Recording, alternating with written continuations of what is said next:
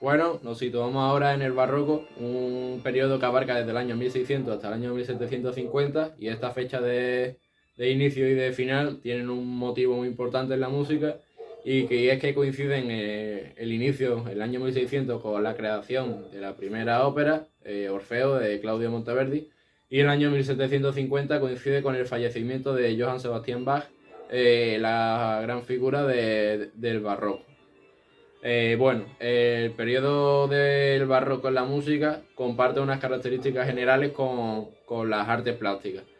Y la característica más importante en todas las artes en este periodo es el recargamiento, la ornamentación excesiva. Y esto en la música se puede contemplar en varios momentos. Uno de ellos va a ser la primera etapa en la que tengamos las primeras grandes masas sonoras. Va a ser donde van a aparecer las orquestas, no con los mismos instrumentos que las conocemos hoy en día, pero unos antecedentes a las actuales orquestas, que más tarde en el clasicismo y en el romanticismo se irán desarrollando, y ya en el romanticismo nos quedaremos con una bastante parecida a la que solemos tener en la actualidad. Bueno, otro ejemplo de recargamiento en la música son las notas de adorno, que son notas que meten los compositores en sus melodías para enriquecerlas y darle más ornamentación y más recargamiento. Y otro motivo más es el desarrollo de la polifonía, que se va a dar ahora mismo en el barroco, que va a continuar hasta la actualidad, y va a ayudar a darle más cuerpo a la música y que suene más grande, entonces va a aumentar la ornamentación. El barroco también se va a caracterizar por ser la primera etapa de los sentimientos. No los mismos sentimientos que vamos a tener en el romanticismo se van a expresar de una forma diferente, o se va a buscar algo diferente. Y es que en el barroco no se buscaba compartir tus sentimientos, se buscaba provocarlos en el público. En el barroco un compositor no daba igual cómo se sintiera, feliz, triste o de la emoción que tuviera, que él iba a componer como él quisiera. Él iba a componer según lo que quiera provocar en el público. Puede estar triste y componer alegre, o al contrario. Esto en el romanticismo no pasará así. En el romanticismo se compondrá según tu estado de ánimo. Se va a componer para expresarte. Si tú estás triste, vas a componer algo triste. Si estás alegre, pues algo alegre. Y el barroco va a ser una gran característica en la música. Los compositores van a intentar mover los sentimientos del público, y para ello una gran característica de esta música de este periodo va a ser el crear contrastes a lo largo de toda la pieza musical, tanto para la religiosa como vocal. Van a querer hacer un arte donde la persona que está escuchando disfrute, y para ello que pueda mover sus sentimientos. Bueno, ahora voy a empezar a hablar sobre las características musicales del barroco, y una de las primeras y la más importante es la polifonía. De la forma de crear música, la que se venía haciendo era la de una textura polifónica de voces, donde todas las voces iban a la vez, tenían el mismo ritmo y todas las voces tenían la misma importancia. Y esto, a medida que va pasando el barroco, se va a dejar de hacer. Va a aparecer la melodía acompañada, donde se le va a dar importancia a una de las melodías y el resto de las voces se van a dedicar simplemente a acompañarla. Otra característica importante del barroco es la escritura idiomática. ¿Esto qué quiere decir? Es la primera etapa donde se empieza a componer para un determinado instrumento. En periodos anteriores siempre se había compuesto para nadie en particular. Se componía música, pero no se especificaba para quién. A partir de ahora se especificará que la música es para teclado o para el instrumento que el compositor considere. Otra gran característica es el estilo concertato. Como he dicho antes, van a aparecer las primeras orquestas, los primeros grupos de cámara. Entonces el músico se va a acostumbrar a tener que tocar en grupo, y por ello a lo que ello conlleva, llevar un ritmo uniforme y aprender a tocar juntos, que no es tarea fácil. Como he dicho antes, hablando de los sentimientos del barroco, uno de los puntos más importantes es el de mover los afectos del público, y para ello los compositores siempre estarán buscando los contrastes en la música para no aburrir al público y sobre todo para crearle sentimientos sobre esa música que están escuchando. En el barroco, otra característica más es que vamos a tener dos tipos de ritmos. Uno estricto, para según qué tipo de obras, por ejemplo, para las danzas, que tienen que llevar un ritmo estricto porque para poder bailarlas es lo que se hace falta. Para el estilo concertato, para la hora de tocar juntos hay que llevar un ritmo estricto. Y luego tenemos un ritmo flexible que se dará, por ejemplo, en los recitativos de las óperas, que explicaré más adelante. Otra característica que se puede apreciar bastante en la música barroca es el bajo continuo. Que, bueno, como he dicho antes, vamos a tener una melodía acompañada, una melodía principal que va a sobresaltar sobre el resto, y el resto de las voces van a ser de acompañamiento. Entonces, para darle más realce al bajo de esa melodía, pues se va a crear una melodía con instrumentos bajos, como puede ser una viola de gamba o un clavicémbalo, para que le dé una armonía más rica a esa melodía. Luego, aparecerá un nuevo contrapunto en el barroco. En las épocas anteriores solo se veía la música de una cierta manera. Si solo queríamos crear una melodía, se veía la música de una forma horizontal. Tú solo veías la melodía y solo pensabas en lo que iba después de la siguiente nota. Y otra forma de verlo era solo de forma vertical, fijándote nota por nota en cada en nota por nota en cada voz de la melodía. Entonces, a partir de ahora nos fijaremos en ambas. Otra característica muy importante va a ser la forma de ver la polifonía. Va a aparecer un nuevo contrapunto, entonces para ello antes solo teníamos una forma de ver la melodía con voces. Había una forma lineal donde solo nos fijábamos en la melodía y todas las voces llevaban ese mismo ritmo, entonces la melodía era la misma pero a diferentes alturas, y otra forma de verla que solo podía ser de una forma, o de la forma vertical o la horizontal. En la vertical nos íbamos a ir fijando en los acordes en las voces y mantenían siempre el mismo ritmo. Entonces, a partir de ahora, las voces van a ser independientes y vamos a poder ver las voces de forma horizontal y vertical, en ambas a la vez. También van a aparecer normas para la disonancia, porque van a aparecer en esta época los primeros tratados musicales, y entonces vamos a poder, se van a hacer normas para que solo sean las disonancias posibles en algunos momentos, como serán las apoyaturas, los retardos o las anticipaciones. En esta época también se va a desarrollar la tonalidad, donde se va a desarrollar también, con lo que lleva consigo es un desarrollo de la armonía que se va a ir enriqueciendo con el paso del tiempo hasta llegar al clasicismo, y luego más tarde en el romanticismo tardío, donde ya se va a ir empezando a destruir este sistema armónico tonal, y ya en el siglo XX será la ruptura completa con la segunda escuela de Viena. Bueno, ahora ya que hemos terminado las características de la música barroca, voy a seguir hablando con el género más importante que aparece en este periodo, que es la ópera. La ópera va a comenzar a trabajarse en el Renacimiento.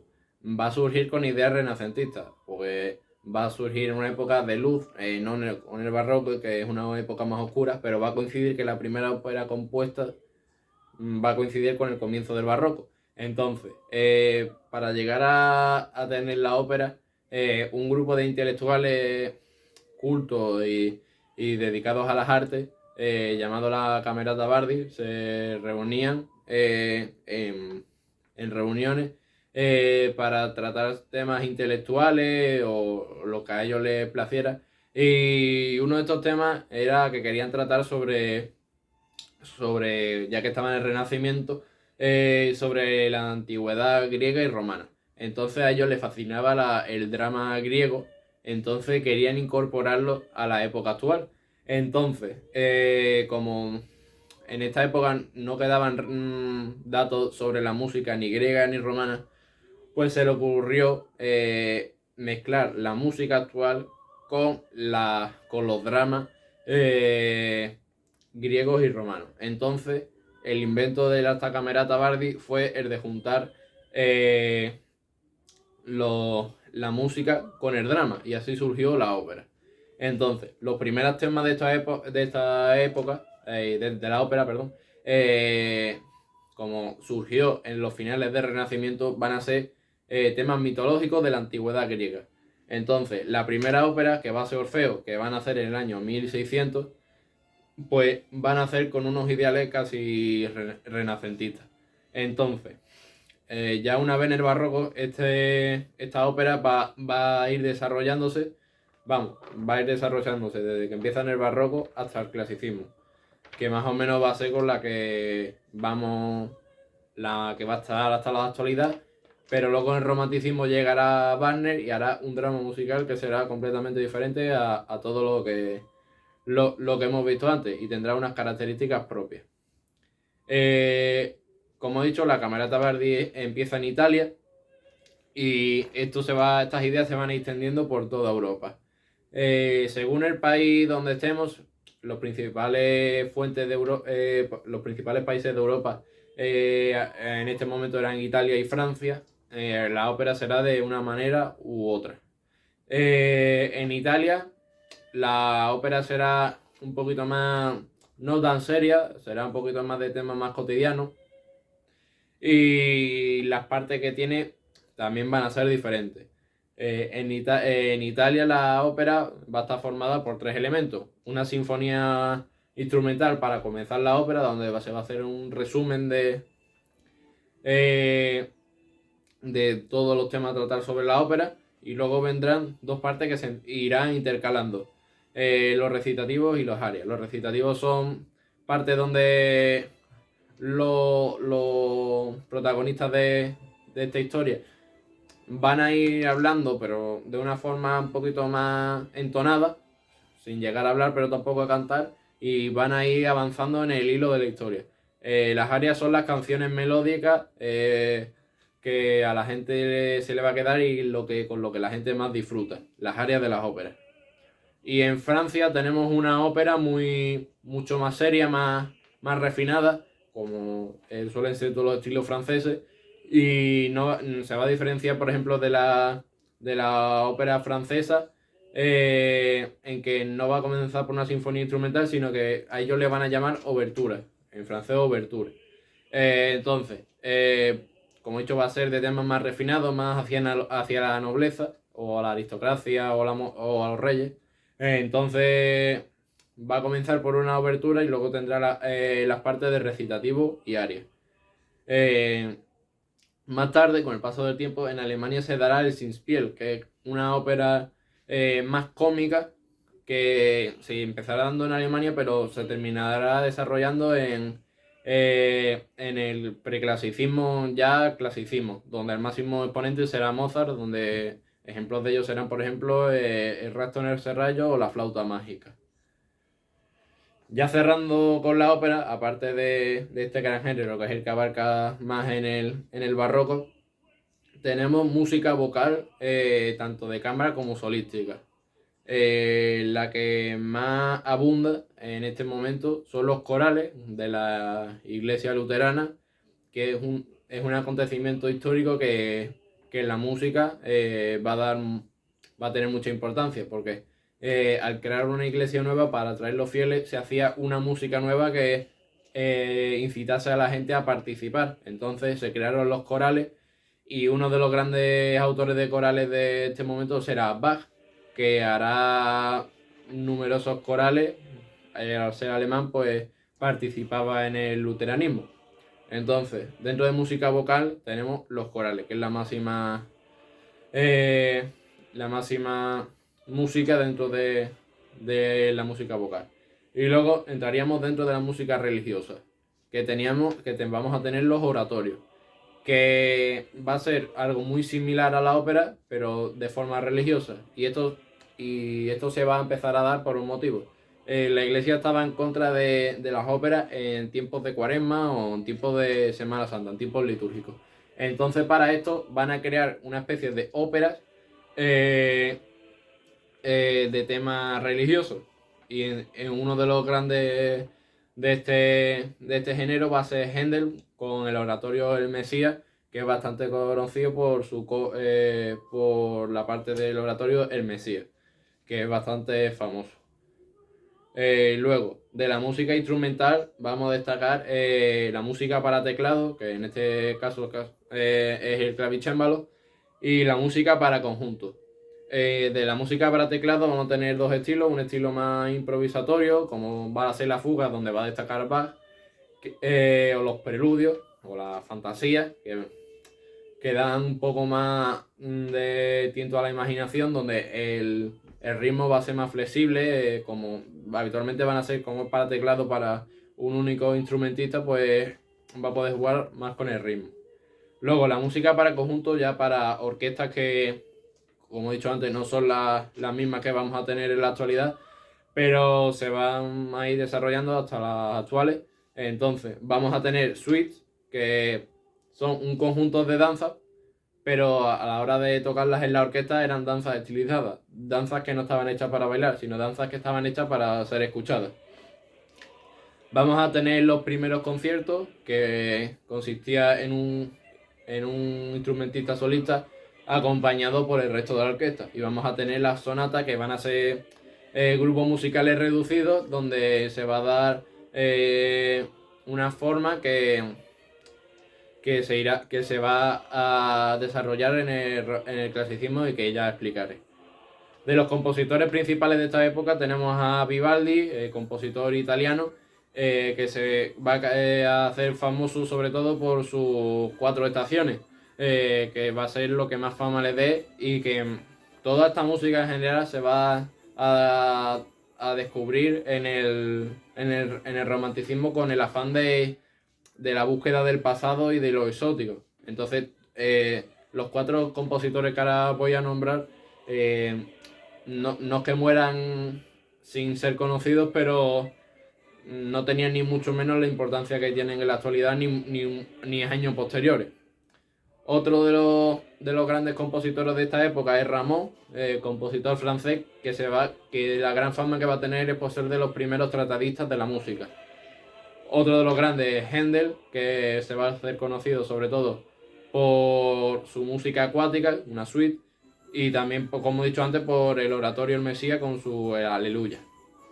Y la gran figura del barroco, como he dicho antes, va a ser Johann Sebastian Bach, que se va a caracterizar sobre todo por sus pasiones. La más conocida es Según San Mateo, que rescatará a Felix Mendelssohn en el romanticismo, por la tocata en re menor y por muchas obras más, como el Preludio en do y con fuga, o muchísimas obras más. Y bueno, esto es todo del barroco. Ahora a continuación os voy a poner la obra que yo he creado, que es una pequeña suite que consta de 2 danzas, una pavana y una gallarda. Una primera danza lenta, más melódica, y una segunda danza más alegre y más movida. Os dejo con ella.